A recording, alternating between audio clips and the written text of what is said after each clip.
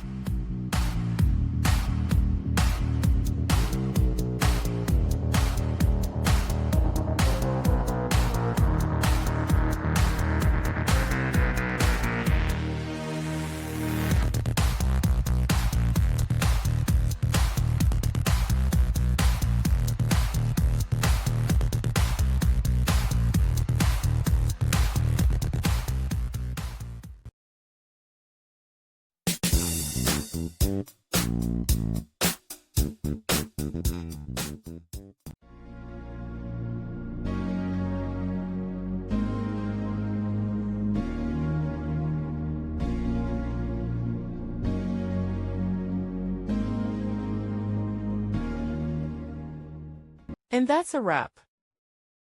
I hope you found the answer you were looking for.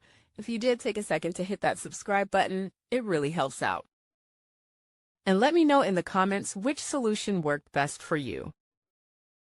See you next time in the debug zone.